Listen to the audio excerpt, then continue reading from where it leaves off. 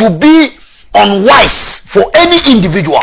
Our so unwise, only intelligent, only nyansa, and obe question. Nyamidi fobi, conscious now no be tram, I be trying to walk. Who are you? No, young person. And then Kolebi, sorry, no more kasa. And a Kennedy, we don't need a president who is a loose talker. Hey, lie. And then Kennedy, Japan, a loose talker. Ghanaians prefer a loose talker who create jobs, opportunity for the future generations of the ordinary people than a flip-flopper who the ordinary Ghanaians see as a liar and a blatant liar who is a snake and a wolf in the sheep clothing. Only the astray. No one has a mama incompetent. No $3 dollar no Johnny. One mismanaging the economy. It is a nipa we yan sanfani kobium. MPP party in Penny Four Mutecha, MPP party edition. 32 years. 32 years, 32 divided by 2 years. Not just a whole MPP. Bobra, ye bias, ye babe political, you know. Dr. Bawumia Kwanya, the political limelight, you know, half of it. When to me and I'm a Jaro candidate, a contested election. What me lose abysmally.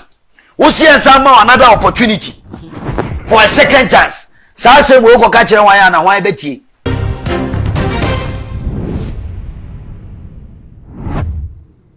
Abusia empenifoɔ sɛ odi kokomutie ekɔ yi a yɛde sotro ene gya wokwan kamea yɛ sɛ abronye edi kokomutie akɔ yi ama aboa papo Owusu Bempah ede sotro agya ne kwan ne nyina ene ensem bia wo kan ye ede fa asɔfoɔ enkomhye a wo mo ɛhye honi afei ne wo mo toto ayampia ede ma honorable Ken akompreko Japan wo mo ɛkyerɛ sɛ Ghana no ye hia wo bia oyɛ loose stock eno ɛna aboa papo ɛkyerɛ sɛ ye beto aba Ediama obi a won kanokre wodi ntro de ene nka pe loose stocker oba baje o man Ghana si ho na wahwe mu mabunu na wahwe grassroots fo na wabie bie nnuma ediama o man Ghana too much GA eno enugu so a wo hwe mesere so bia subscribers no na de be ona kan so ne be na upload ni to mpa woni first person onsa ebidi kan akabusia aboa papo ena ne koko apaya ensema yeba mekom ni nyina ene se ne bofu yie pa ya wo kire se ye no anesen ena amene na se eba wo man Ghana mu aye pe obi akwanten kro aban bia an support na wabie bie nnwuma fa nipa hwan ene ye kan ye beka na ye ja onabo kan akompreko Japan wo se papa yi hwe ennwuma wabie bie ni edomo a enam ne nsa so wo munsa etimi ko wo mano no mutimi hwe abusua na ebra so senka penifo se ne wakotama na fie no ko wochi se wodi bom ebraso se wo man Ghana ebe hye ne munyam ne mom ne onyam hye no ebe fa MPP so ena aba na monam eto ayampe kyerɛ sɛ an ene empe obi o ye loose stock ene empe obi o ti se ne empe obi o to se an Ghana fo se ne wo ye loose stock obi mo madwuma ye no eno ye eche ne wo nye loose stock no ebe ne ho te se han bofo dada kra bi na wodi dwan ho mankata ho na so ko ne mu no na wo ye petiku eno de o se Ghana fo se wo mo mpese ene wo kan nsem no esify na no metie social media na mranti bia omo brother sorry ki kan nsem binum ni ade what you say this is not the time for anybody to be talking like that. That social media space is a key area. Ye tin some asofo abese onenkom so onyi sofo ni akwa no tum. You understand? Certain individuals be ya jomo mena na yenya time ma those people because we are fighting a situation here building a party. When we are done, certain individuals we don't be two positions. How can also for a beshening come? No, so for shening come na se unyinia. All platforms now be jinabe ebe two ayampia. It will be unwise for any individual. Our so unwise, only intelligent, only nyansa, and obe question. So mam or you nyamidi fobi conscious na no be tram no abetwa ne po aka no tum yenya etiti social media ye attack men of God for political popularity so be all person ye popular na ye kan ne wasem na who are you and then Kolebi sorry no more kasa and na Kennedy we don't need a president who is a loose talker. Hey la and then Kennedy Japan a loose talker. Ghanaians prefer a loose talker who create jobs, opportunity for the future generations of the ordinary people than a flip-flopper who the ordinary Ghanaians see as a liar and a blatant liar who is a snake and a wolf in the sheep clothing. Ghanaians who prefer somebody who will insult them and give them job and give them a better life than somebody who will lie in front of the Ghanaian people and eventually lead them into an abyss. When you say Dr. Bawumia, no one can say on you need say election obey renew or ye nyina krokro de jon. Obi ano ye campaign then on you. Me be kire wo say be kire wo ade. Na ye ko election na oju wudi so obey renew election a. Oba ko fa slogan it is possible. A student of PR, me, a student of PR, me could have 2 master's degrees in strategic communication and PR. A slogan, it is possible. That is a defeatist slogan. Psychologically, he knew, say, that slogan will be the only way he can show emotions, trying to rip up emotions on his side. It is possible. What is possible? Obia busa question, Dr. Bawumia. Ekufuado akwami atu Obama no amenenya 6.7 million. Go out there and win. O say it is possible. And never tell nyoma bia. E be say Dr. Bawumia and say a man there class here dey be a candidate. I'm bringing you data. Dr. Bawumia, you believe in the data. So let's deal with the data. Be honest to yourself and show us that you have a little bit credibility in you. Ekufuado's performance in the northern region, what they compare Bawumia there is terrible. Can Dr. Bawumia pass the credibility test? Northern region, Ekufuado, 2020, 409,963 votes. Dr. Bawumia, the most marketable 16 years political experience Onya 370,928. What the vote no so 23,000 official Ekufuado free stream. What other catches in front to Obama? Na ye to abadi MPP wo de be ko amia kwa ko wini and go on figures in the go mo Savannah region. What you say? Savannah region Ekufuado nya 80,605 figures. Dr. Bawumia, you are watching your own figures. No Owusu Bempah na ebo ni trim. What you say? Unya 56,774. You vote no so te 11,000. Dr. Bawumia. Upper East region, Ekufuado, your political mentor, unya 170,340 fellow delegates. Mo share the figures. The man believe in data. Mo share the figures. Now mo find judge said this man should be given a second chance or not. What you say? Ekufuado, upper East, upper West region, wow, on important. Unya 121,230. Dr. Bawumia enya 89,906. You vote no so 31,000.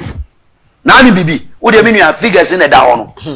Dr. Bawumia, what the Ekufuado votes on no 2020 total votes no 2020 Ekufuado nya 904,880 compared to Dr. Bawumia 759,108. Not just say ye 145,772 no no Dr. Bawumia what you vote so na be catch say u fisrim tie nkoto aba mama nto me bo ase ade ende wan hia ensem me raho me ma raho utimi ye sei utimi dada ye de koko ye sei Dr. Bawumia hwede waye 145,000 votes esrim na ufre northern region ye wie bodaka wanya bibia ma wase aka obo ye krono. The reason why Ghana for enya GDA Dr. Bawumia mu MPP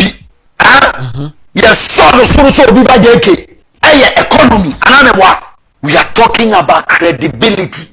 So if you choose a candidate not consistently he is flip-flop. Americans would say they can never trust a flip-flop politician. A politician who can look into your eyes and say something and the next day he will say something totally different from what he said. And the same. Dr. Bawumia was touting himself as economic messiah. Exactly. Your opposition lecture and a papa we are Ghana for. Or correct to the sense of the 22 46 questions come on Misaka. It was 72 questions. I just say among for obi ba JK what be dodo economy your transit or papa no srani abasasa no afedi obi ba JK bana yedwa be vice president head of economic management team. Now MPP are to about you say flag bearer. Deal with the economy. Ye yenko obi ba ni yenko afedi papa ye Ghanaian for economy ho e digita Ojane. Then Ghanaians started looking at their shoulders. What is happening here? Businessmen to call me Owusu Bempah. Samutimi masidi no back from one winning elections no. Obiba JK Jina Center or bomb midfield or botu ampa hunsi ya. Eti Ghana for papa anymore. They cannot trust him. And it's a fact. Me and Tikroman on one so a chisidi no till you look into the camera. Vice President of the Republic of Ghana. Yaba presidency. Yaba be elections. Utmi nya kukudro be jina Ghana for enim say. What you see no Dollar no. Edi unlocking no the key na koma IGP. Oh Dr. Bawumia adena na okoko cancer. Adena utmi ha MPP wa haye. Sasa no kan wa haye. Enei ye be date be koyi ye ho ano. Enna me kan pipi fo bi ntiase. Wo so wa chi CD. Businessman no hwewa. Oh already. Ewi ase na CD na tepraka. CD no di mercati say wa duru hani Burkina Faso 18 point something point 9. Ene udina Ghana ina ka che mama say he is the most incompetent man. Incompetent mama.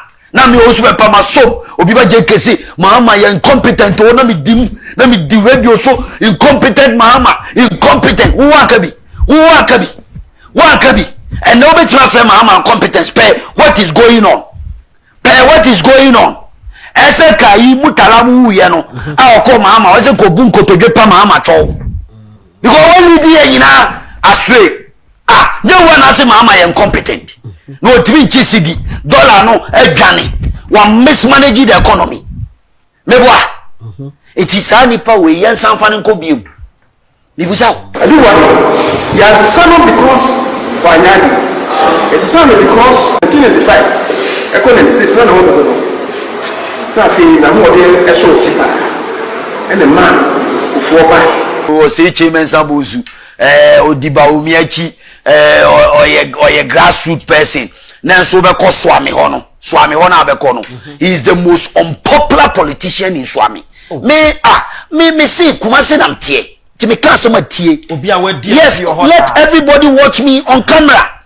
Owusu Bempah me ni Oseche Mensabosu si Swami se si na me si form na Oseche Mensasibo me ya popular te Oseche Mensabosu Samu yes it is any power ko Kumasi no ko siki delegate say you mo be second chance it doesn't work anywhere and I'm daring you opa mon fe cameraman o Ghana me there Oseche Mensabosu mumma cameraman ni achi na me apapon me ni mi onu ensi Swami Swami zongo Swami runabout ni nante nko kama Kru junction ni ready ebebo agene so Oseche Mensabosu na nka Kennedy Japan for majority me na me catch me say mo pa mo fa cameraman mra wo de woni me say Oseche Mensabosu is the most unpopular politician in Ashanti region me na me catch me say mo de mo pa mo mame ma story bi ebra Dr. Bawumia tisi Ashanti region the first stop one Kennedy Japan e course Swami magazine I was with Kennedy Japan so me come chia me hu da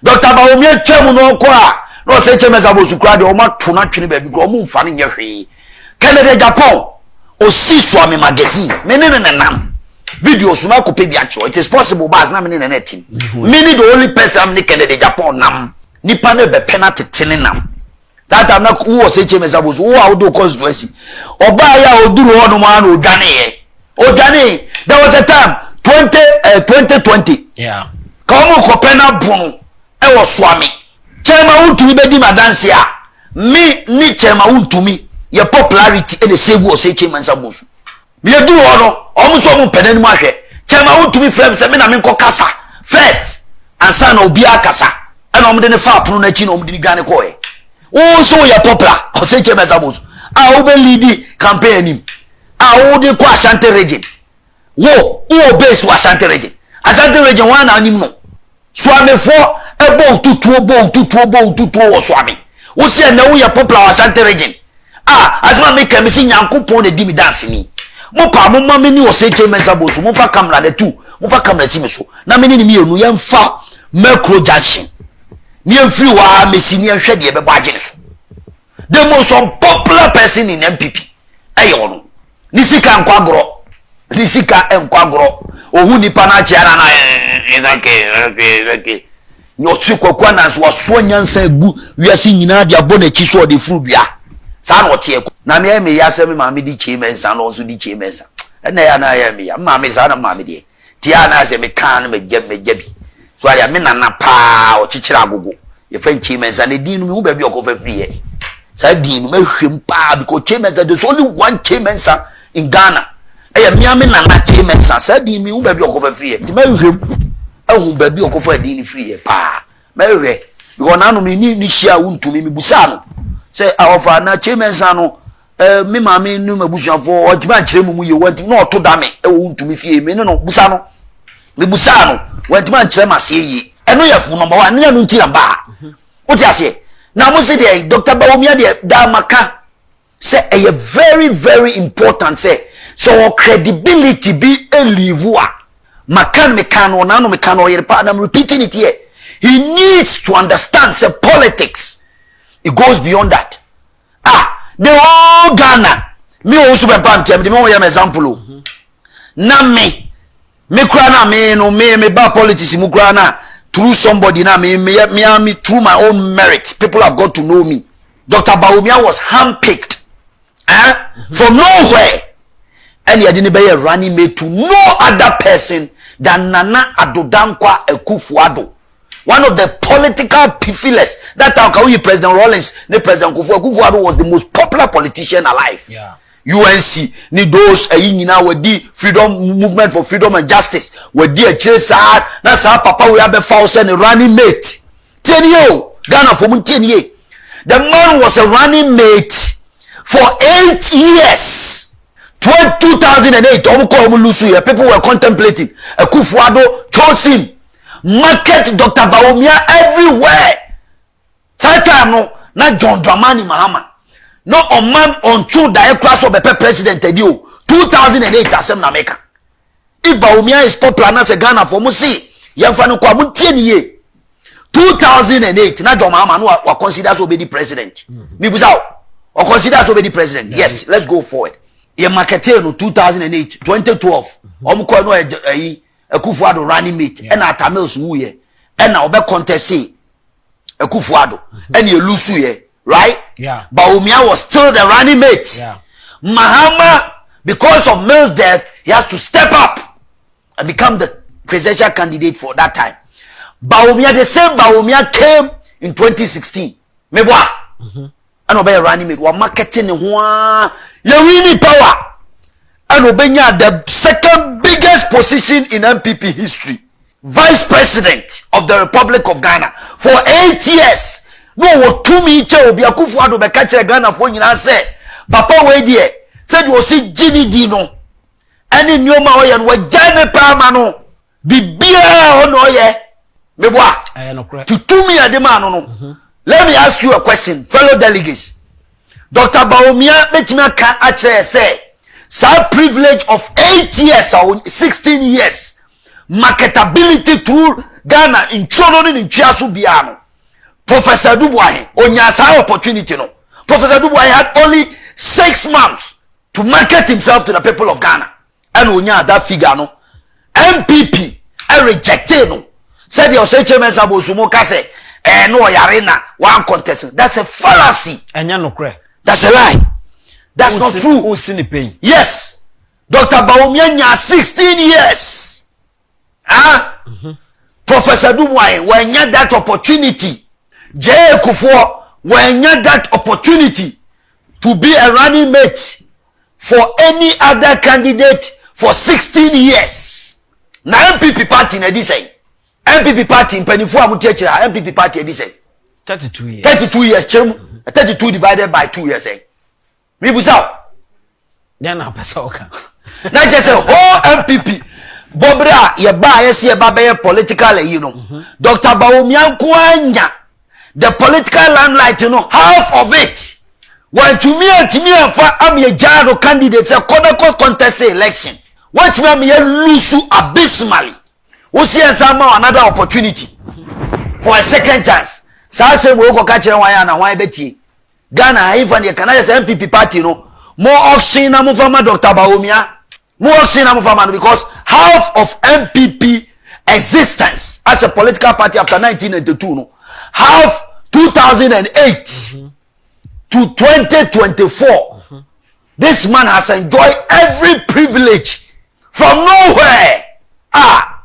Aya na bi no wa na mera ho alankwadwo chematen kwan a MPP de ne fa so kwadwo fa bone che kwadwo yanfo afa kwan paso yan treat uye Samum. yes yan treat kwadwo chematen yi because so said the Dr. Bawumia sia benefited from the party privileges amakan 16 years wa benefited contest ayeko hwe kwan a e fa so a whole MPP, a whole establishment what's behind Dr. Bawumia. Now, Meba, the issue about say Omokase, now Professor Dubois no Yarena and Hondo Dono no Boanya no cre. Professor Dubois contested J. Kufuor in 1996 primaries. And MPP for who say the first performance in Koye and rejected no. Rejected Professor Dubois. In fact, J. Kufuor 51.9%, onya 1,034 votes. And Professor Dubois 710, representing 35% of the vote cast. That is 1996 MPP primaries. 18 sa lies omre ko around to say Professor Dubois na ne ho dodo no enunti na MPP for to abati ano MPP for amana nko biom no it's a lie or contest say and olusu MPP for hwe no na ne resource no nya na national level na nei Bawumia ne resource o nya na ye be keka bi ni a check MPP delegates ba me pese me build a picture for everybody to understand say MPP will be abemu niema will be 16 years as a running mate for 8 years and a presidential what did you vice president for 8 years. Ni asan be ma another opportunity say sabe lead party ni biom for another 4 years there. What they can one 16 17 18 19 20 years. And Dr. Bawumia pesi e de mano no di party nanim na wonu obdo musika ne omudie breye no free baby ba na nse ya no o me take over wo so call yeso a nka we de nka sabi ka call ye na nka performance eye good and obi anim say oh Dr. Bawumia o performance ya wo call ye ya de a Ghana fo nyina hunu say candidate Akufuado o call ye no onye vice president tieni o wa new running mate for 8 years and be vice president for how many years? 8 years, 16 years. And yet Akufuado was just an ordinary foreign minister. I'm using that word quote in quote. At that time. But he was able to garner 49.something%. Even he won the first round. Akufuado won the first round. That is why Ghanaians and MPP feel say, yebema no second chance. No etimiako. Because only the Professor knows. It was only time. Mebwa. Time.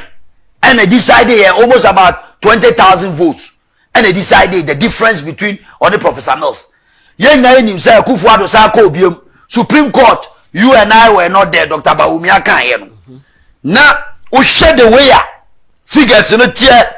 Normally, Juada Dani Benada. We share the way a parliamentary seat was different, parliamentary vote was different from presidential vote. And no, Anna, MPP for say, yes, Sama. Akufuado a second chance. Now, let's look at Dr. Bawumia. Akufuado ko 2020. We see yem first year and mount. Yem first year and mount. Yem first year and mount. Obiba JK or the beko. Yem first year and mami o. Me the beko o. Obiba JK. Akufuado left the strongest MPP base, party, base, with 6.7 million votes, 6.7 million, and you we need 20 elections. Now MPP base near strong. More argument to say 1 year reshuffle. Dr. Bawumia say economy no krano. Yeah, to 2 petrol. Ya can't 2020 year to 2 petrol. COVID time. No money more thing after COVID 2024. Yes, indeed, we made some reckless decisions, but we should not. No one should compare that say and no year the reason why we lost the election, fellow delegates. Ade ayenye no nenye. Dr. Bawumia chin ade no Akufo-Addo base of 6.7 at about 4.6 million. A big seed MPP politics. Se presidential candidate be ye base side the coalition a subet from 6.7 million to 4.6 million, almost 2.1 million, and you lose ye. Not just in effect, John Dramani Mahama, the base, he had only 100,000 votes in addition. Now you are telling me, sir, we should give Dr. Bawumia a second chance. Because second chance, it is based on your performance, not a weak candidate. On for the Biama on the table. Mama statistics, check on also believe in data. Yes. Data. So marketability, independence, President Rawlings, Okoye Nikua, Obey President, Udi anymore, Obey Otu Abamano. Who check the period? Who check here? Dr. Bawumia 16 years, the chain Rawlings in there. And only Rawlings, Eberini, Abanwa, Oba, Osako, multi-party democracy, from 1982 to 1992 years, and yet 10 years. We put 10 years, no marketability, and all the winning elections. It's about 16 years, a cancel Rawlings in there. The longest serving head of state in the Republic of Ghana. Bawumia and marketing on channel. Ya man political party, ya man opportunity. Rawlings in there. It's the MPP for delegates. What you say? Let's pick Jericho for. How many the man? Jericho for or go contest first or Owusu here when your opportunity. MPP for the man 1996. 96, right? 97, 98, 99, 2000. Owusu 4 years. 4 years. And on the marketing war, be winning election, one of the biggest victory and the sweetest victory in MPP politics. Our day party in free opposition in the wilderness for so many years and the about power. Bawumia Kufo Anyasa opportunity, our privilege, the man. Kufo also was a foreign minister under Buzia, just like a Akufo-Addo. Who share statistics in data. Dr. Bawumia, where do you stand? Where do you stand in terms of popularity? I will say something in the Aquacutia message over your comment. Our comment section hole, a young man after me as a subscriber to so too much GH. A yaka saw the bell on the back on upload me to more pro now phone number 1 Kayan with me and some no all the social media platforms so cover. Too much GH or subscriber now I like it. Now I share now maybe so any dark gold and I'm just so macram.